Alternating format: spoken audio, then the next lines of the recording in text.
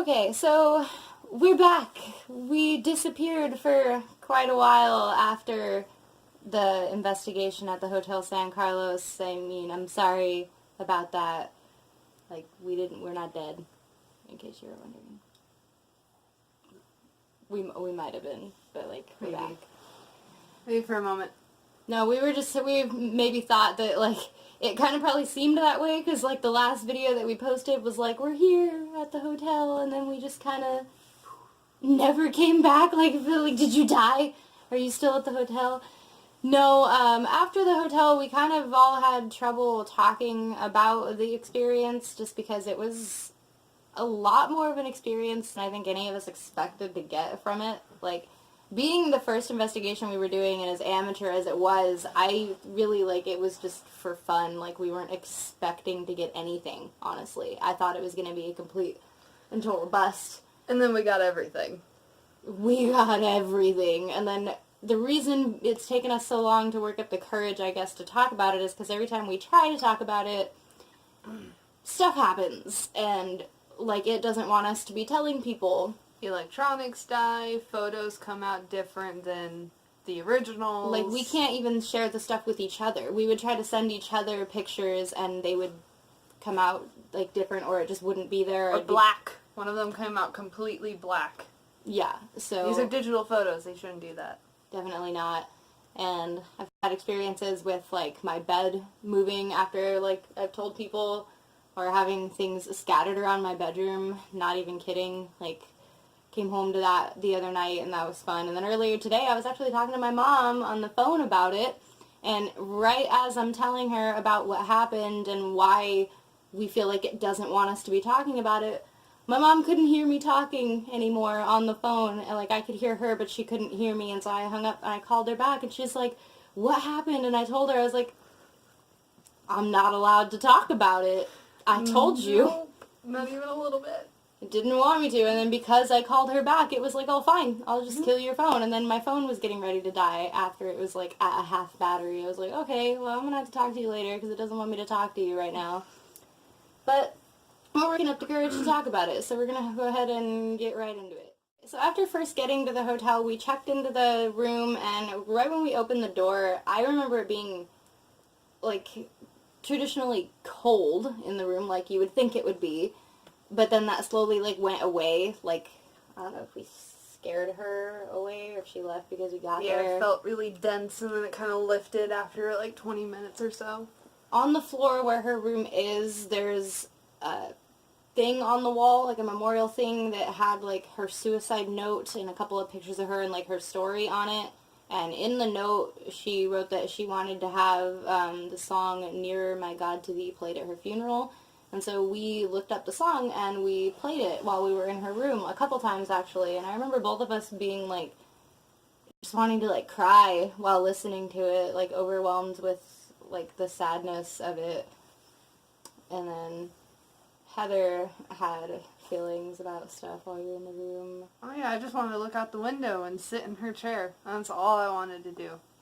The chair thing freaked me out because when we were first researching the place before we even went, there was a picture that somebody else had taken at the hotel, like when they went there one time, just of her room, and there's an orb in the chair. And so I'm just like, the fact that you were so drawn to the chair gets me a little bit, but, oh man, we could be talking forever about the experiences while we were there, but we should probably just, like, talk about specifically, like, the stuff that we captured, I guess.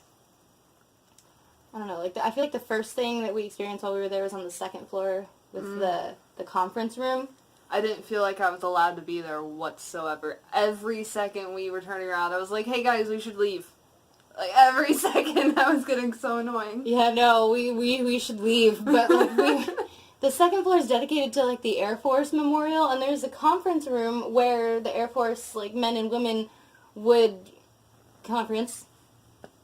Imagine that. Would conference in there, but we walked over there, and I just felt like the door was locked, and I remember being mad that I couldn't open the door. Like, I was like, come on, like, that would be such a cool place to go to. But then underneath of the door, like, I put my hand, and it was, like, ice freezing under this door. And so we had set up one of our digital recorders, and I slid it underneath of the door to the point where, like, I could still reach in and grab it, but, like, we put it under there, and then we walked away, and when we came back, like, there was sounds of some talking, like, boots walking on the floor, and then, like, Chairs moving. Chairs scooting across the floor, like we were catching, like, a conference going on in the room. So that was pretty creepy. And then, was it also, it was on the second floor where the fitness center was, is it not? Yeah. At the end of the hall. And then there's two guys in there. You have this mischievous, like, he just wants to play tricks on you. But then you have this demon. And he, like, takes the energy of the mischievous one, I feel, to mess with all sorts of stuff and make you feel like you're not supposed to be there. The fitness center, you guys. That room, that was the most activity we got from anywhere in the entire hotel. That's the picture that comes up black. Yes, I have a picture on my phone, which I'll be inserting, of a figure standing in the window. Granted, we are on the second fucking floor, so there's nothing to stand on outside of this window, so that's cool and stuff. But oh man, like, the whole fitness center, like, the moment we opened the door, like, when we first opened the door, it was me and Jordan, and there's, like, reports in the hotel of, like, people being able to, like, smell, like, rotting fish or something. Like, it was one of the things that me and Becca had read when we were researching the place. Becca didn't end up going with us, which you'll find out from, like, the footage and everything. We went with our friends Jordan and Austin. But when me and Jordan were down there, we were smelling the raw fish, and so we were starting to follow it. And at the end of the hallway was when she started hearing that 1920s piano music, just, like, faintly playing in the background, and we couldn't figure out where it was coming from, and it kept, like, going in and out. Like, sometimes we wouldn't hear it, and then it would come back, and then she thought that it was coming from behind that wall, and so I was like, well, this is the fitness center, let's go inside. And the second we opened that door, no, like, I put my camera around the corner, and I thought I saw something standing in the corner, so I was just like, I'm backing out. And I actually have that on video, the video where we first went in to the fitness center, so I'll go ahead and insert that.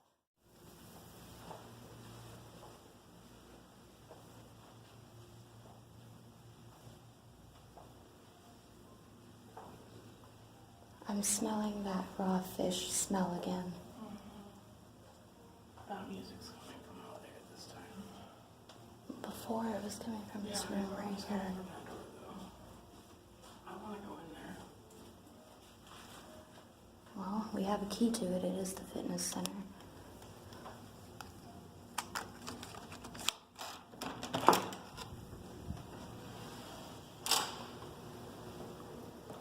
Oh god, I don't like it in here, dude. I just got the creepiest feeling.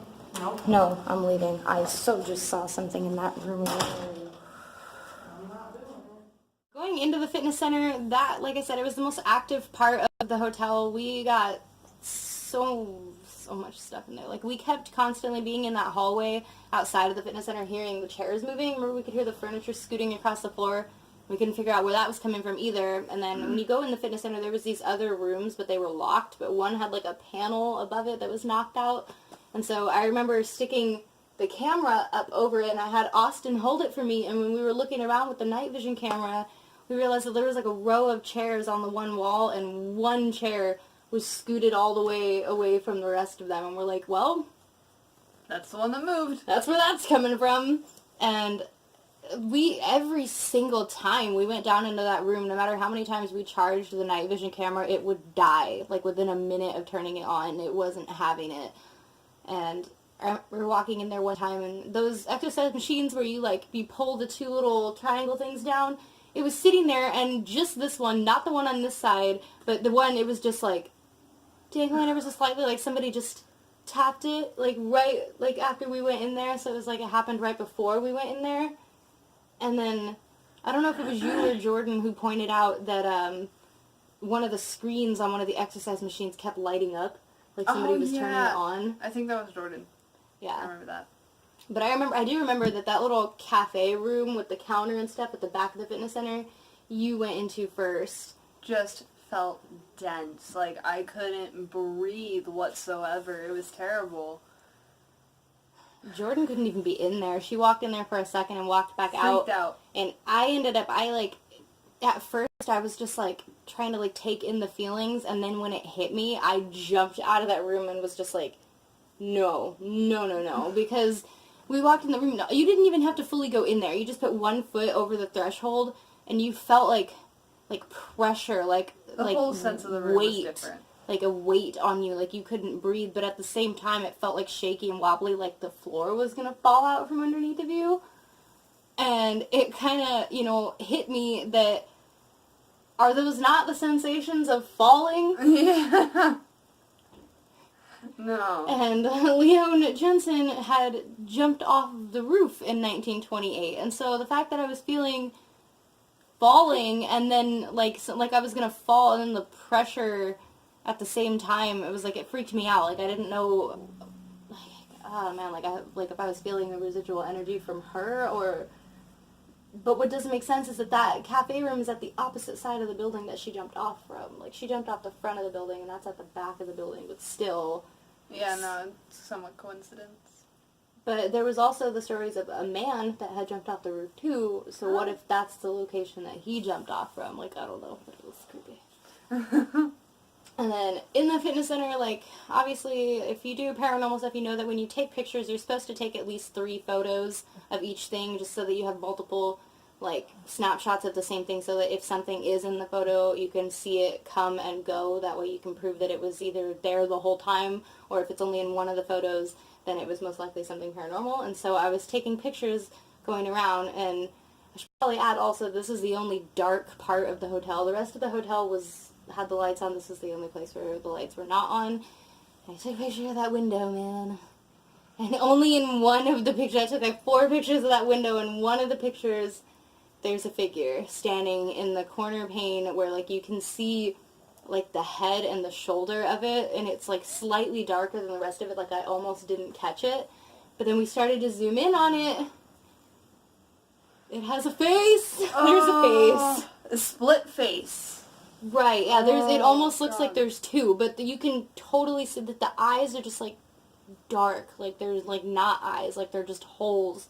I wanted to cry the first time I saw it. You did. It hit me so hard. I think she did, honestly. We were in the room when I pulled it up, and I was like, does that look like a face to you? And I showed it to her, and she just kind of, like, handed me my phone back and just, like, sat there and, like... I'm not interested in that. Nope. Yeah, it was creepy. So I'll go ahead and insert that photo. I'm going to do, like, the screen back where, like, I first noticed it, and then zoom in again so that you can see the face.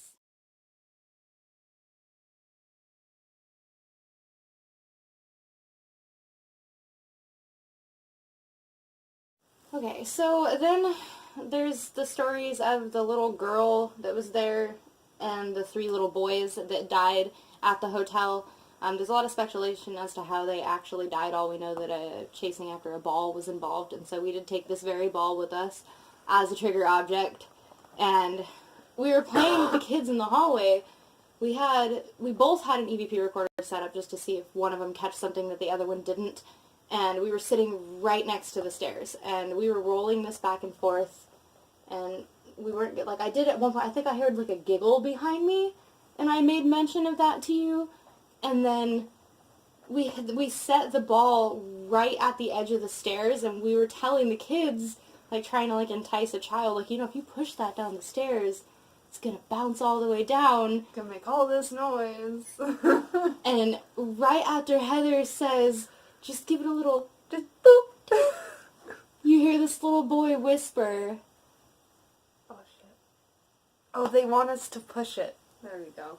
Yeah, we heard it, and so he was obviously, there was proof right there that there was more than one with us, because he was talking to somebody, because he was referring to us. He says, they want me to push it, and it's like, I remember being on the pool deck when we listened to it, and freaking out. We were so excited over it. God, like, not very far from that stairwell, too, I left one of the EVP recorders, I hid it in the stairwell, and we left it for, like, 20 minutes? I think it was 30 minutes, yeah. Half an hour.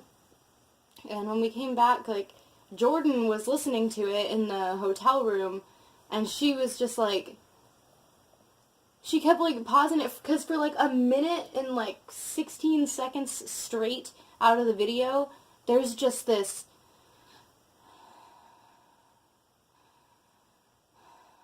like a heavy breathing, like someone was sitting right there next to the recorder Just wanted us in to the know stairwell, that it was there. and it was just like, oh man, there was so much stuff that we got. Oh man, I wonder if we can, I'm gonna have to go back through the EVP and find exactly where the recording of the kids saying they want me to push it is, but we'll go ahead and see if we can find that.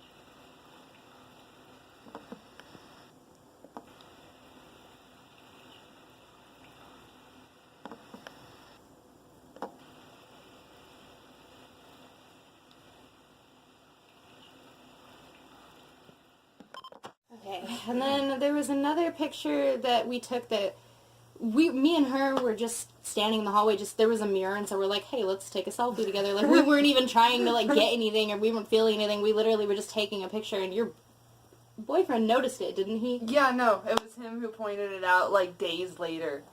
That there is this black figure, like much, much taller, like in the photo, and like it's like you can see Heather's body, and then like there's nothing like behind the bottom of you, like it was like floating above you. There's this black figure like towering directly behind her. Easily 6 foot. In this image. More than that, like I don't know, I'm 5'7". I'm pretty tall. that's what I'm saying, and it was taller than me. Like it's big. Like it's pretty big.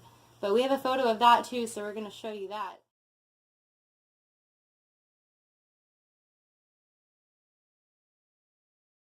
And also, so remembering from the rest of our videos that we posted up until the whole point of it was for 3 a.m. on Halloween, the witching hour, and so we could do that. And then because the fitness center was the most active place we had the whole time, that's where we wanted to direct our 3 a.m. stuff. And so I remember at like 2:50, we went down there to set up the camera and the EVP recorders in the room, and we were just waiting for it to be 3 o'clock. And then we both just had this feeling of like, we can't, and so go elsewhere. My dog's being a pain. Stop it. But we couldn't stay in there for 10 minutes until it was 3 a.m. Like, we couldn't do it. And so we went to go wait in the hallway right outside the fitness center until it turned to 3 o'clock.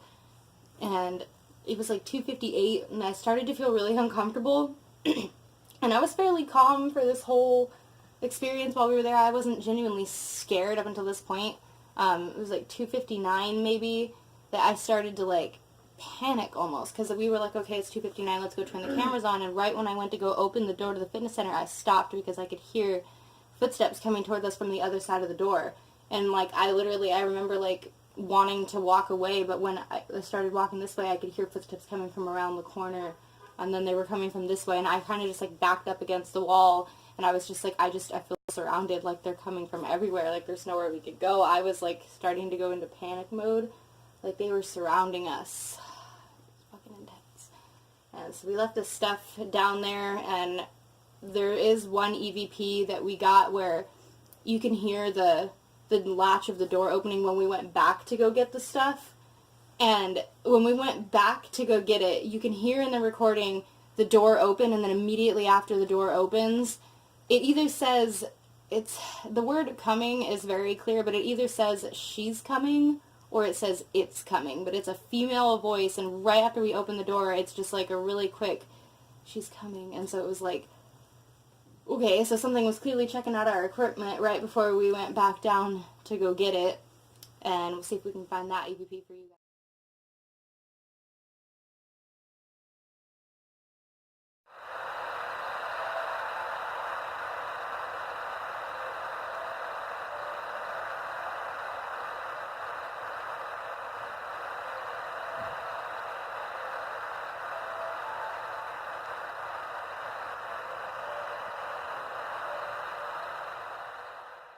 the night, we were all back in the hotel room, like, reviewing, like, footage and EVPs, trying to, like, see if we've got anything, and I remember because I didn't want, because I was trying to listen to see if I could hear anything, I didn't want to hear everybody else talking, so I went to go sit out in the hallway right outside the door to listen to my EVP, and I heard this, like, glass crack, and so I got up, and I started walking around the corner, and one of the lights by the stairwell was flickering.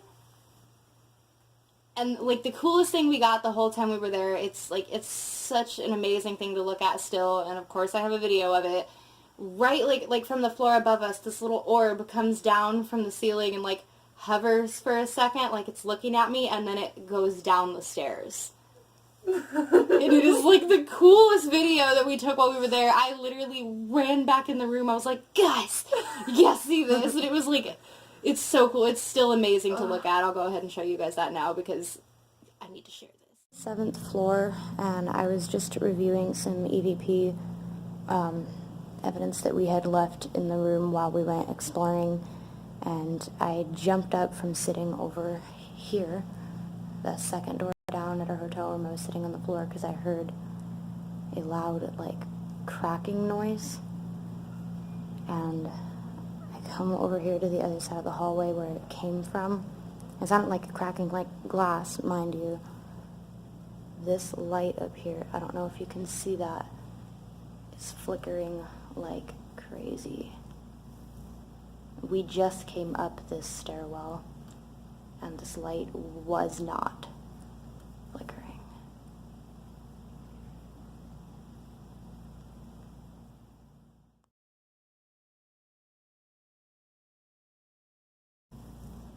We just came up this stairwell, and this light was not flickering.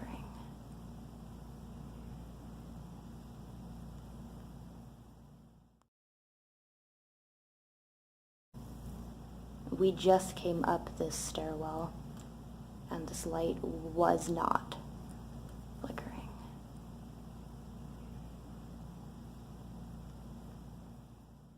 So the very end of the night, Jordan and Austin were already asleep. It's getting to be like 4 or 5 a.m. because I don't know how they were sleeping with everything that was going on, especially since, there is one more thing, especially since when we went to go, Jordan was asleep and Austin had asked her if she was okay if we left her for a minute to go back down to the fitness center, and we left her alone in the hotel room.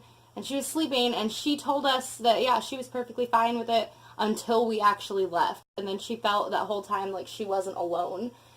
Remember her telling us that she was laying there and she wanted to open her eyes, but she refused to let herself open her eyes because she felt like if she opened her eyes, something was just going to be right in front of her. So I don't know how after that they were sleeping, but they were asleep, and me and Heather were awake, and we decided to try to contact Leon Jensen one final time.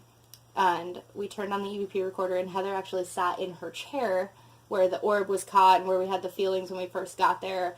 She's been drawn to this chair the entire time. She sits in this chair, and I don't even know, I didn't feel it, so I don't know how to describe the energies that you were feeling. We start the EVP, she starts asking questions, and generally I don't really feel anything, and then all of a sudden I feel this pressure. And it felt like she sat with me. And that's where I felt me and her connected. I've always kind of been medium-ish, so I tried to draw onto that. And then she started asking personal questions about the man who she loved and why she killed herself. And she asked this one question of who his name was. And all I felt was this rage, and I wanted to hurt you. Like, guys, I've never been scared of this woman before. I love her. Never been scared of her before, but when I looked at her, it wasn't her. Like, I don't know how to describe it. Like, it was her, but, like, in the eyes. Like, she would never look at me that way. Like, I felt energy that wasn't yours. Like, because I was, like, kind of, like, squatting down by the chair she was sitting in, and I had my hand on the arm of the chair, like, balancing myself while I was holding the EVP. And the bed was behind me, but I was, like, on the ground, and I remember feeling like it wasn't a good idea to ask the question, because before I even asked it, I apologized and said, I'm sorry if this offends you. I might be crossing a line. I was like, but nobody knows the answer to this question. What was his name? And she just, so quickly her head shot to me and her eyes like were not, and I instantly just got up and like backed away from her and sat on the bed, and I just started apologizing, and I couldn't apologize, and it wasn't like I was talking to her, but it wasn't like I was apologizing to Heather. Like, I just felt the need to apologize for asking that question. What was it that you said? You said something along the lines of, oh, I'm sorry, I shouldn't have asked that, and the only phrase that I could think of for the next 2 minutes was, damn right you fucking shouldn't have. Yeah, like, crossed the line. Let me go ahead and get back over that. Yeah, no, that was... She ended up attaching to me for another week until I did a cleansing ritual. Yeah, something, like... I feel like all of us ended up having experiences of it. I know that a lot of us had, like, dreams about stuff and about the 1920s piano music that was playing. And coincidentally, Jordan was the first person who heard the piano music while we were there. She was the one who told me, do you hear that? And then I listened and I could hear it. And then afterwards, because being Halloween, we had a little bit of a Halloween party here afterwards, and Jordan and Austin had came over, and I didn't experience anything. I didn't feel anything the whole time I was home after we got back from the hotel until Jordan was sitting in my living room. I went to go to the bathroom, and I'm sitting there in the bathroom, and I instantly was just like, I hurried up and I got out of there because I'm sitting in my bathroom and I could hear the music. Oh, what? I could hear the music play in my bathroom, and I was like... Ironically, as soon as Jordan's in my living room, the music comes back. So whatever that was liked her a little bit, because it followed her, and then... Everybody left with a little piece of something. Austin got scratched. Yeah, Remember I think that. we have either a video... I think I have a picture. A picture of it and a video of him being scratched, so we'll insert that at the end of the video.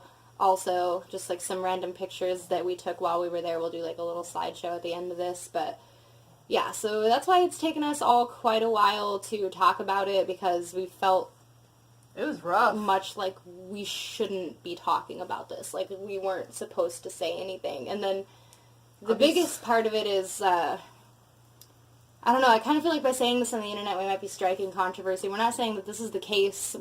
It's a theory that we have, that her boyfriend arose after looking at the pictures, and he became very emotional upon, like, this, like, self-realization, and almost cried on my couch realizing that, and he says to me and Heather that I think Leone is the demon, or she is the dark spirit that's there. And when we asked him why, he made a very good point. He said that, because the story of Leone is that she was to be married and was left, and so she put on her wedding dress and jumped off the roof, and she's been seen either on the roof in a white gown or falling from the roof, and so she tried to escape life because she didn't want to be there, and she ended up trapping herself, reliving the worst day of her life over and over and over again, which is hell enough for a person, on top of the fact that for almost a century now, people have been going into this hotel, poking and prodding, staying in her room, asking her these questions that she doesn't want to talk about, and that would make a person hatred. That's enough to make a person hatred. And on top of the rage that you felt for me while So much channeling rage. her, I don't know, like, in the fitness center, I don't feel like that thing that we saw in the fitness center was her, because that was very man-oriented to me, but I do feel like over the years, she may have kind of become a darker spirit, just over the hell that she's reliving forever. She might become a poltergeist if you give her long enough. Who knows? But yeah, so that was our experience staying at the Hotel San Carlos in Phoenix, Arizona. It was so much more than we ever expected it to be, and will we go back there? Probably. Is it a good idea? No, but we'll probably do it, and... Great learning experience, though. For sure, yeah. Definitely, like, if you're into the paranormal and you want to start investigating and you think you're not going to get anything, take it from us. We thought this was going to be a joke, and we were just, going to stay in this hotel that was supposedly haunted. It was real. It was very real. We all experienced something, and we all left with something, so I highly recommend visiting the Hotel San Carlos. And, yeah, So now that we've finally, 3 months later, posted this video, we can move on with other investigations because we've been, like, dropped out of the scene for quite a while. Yeah, we'll go ahead and insert our video or picture slideshow of all the pictures that we took while we were there, and that'll be the end of this video. Bye. Okay, so Austin literally just said something about his shoulder killing him, and he pulls up his shirt, and he's got some scratches on his shoulder at the exact time that we're hearing all the footsteps and furniture moving around in this hallway.